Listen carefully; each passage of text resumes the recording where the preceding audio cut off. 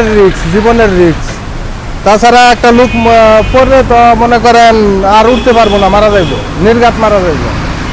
রাত্রিবেলা যাই এবং যাতায়াত করি, হট করে যদি পাওয়া ঢুকে যায় তাহলে তো আমরা এইভাবে জীবনের কোনো নিরাপত্তা নাই।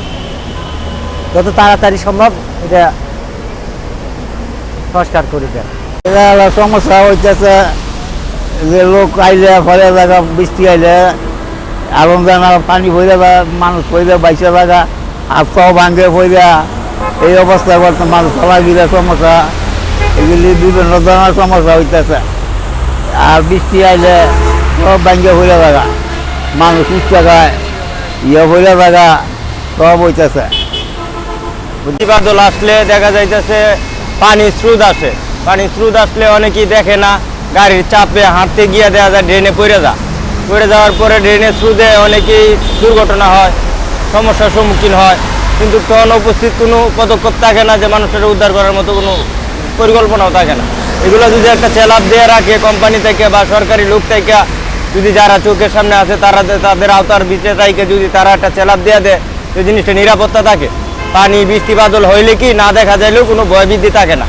আমরা আশা করি না এমন ধরনের কোনো দুর্ঘটনা ঘটুক বা রাস্তাঘাটে এমন ধরনের কোনো সম্মুখীন হোক।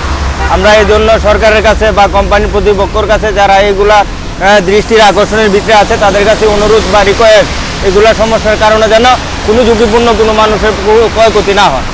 একটা যে কোনো একটা পোলাপান যদি এখানে পড়ে যায় যাতে সে তো মারা যাবো গা, এর তো উদ্ধানি বাঁচানোর মতো কোনো ক্ষমতা নাই। তার জন্য এখানে এই অবস্থা যেন রাস্তাঘাটে যেন কোনো আনন্দ না হয়, ঠিক আছে, বিশৃঙ্খলা যেন কোনো আনন্দ না হয়।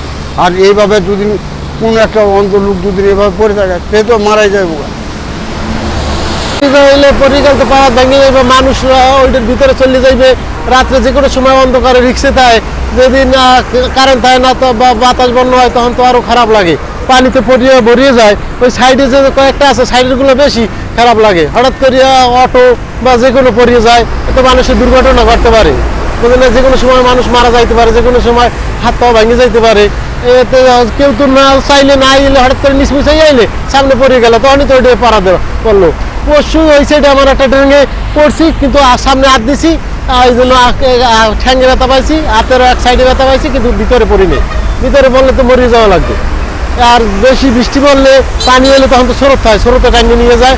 ওই কিছুদিন আগে টুঙ্গি একজন মহিলা নিচে চলে গেছে, এত দুর্ঘটনা হয়েছে, সারা রাস্তায় হয়ে যাবে। এগুলো নিয়ম, এগুলো ঠিক করা রাখা ঠিক না। এরকম রাখা রাখলে অনেক মানুষের ক্ষয়ক্ষতি হতে পারে, মানুষের অনেক ক্ষতি হয়।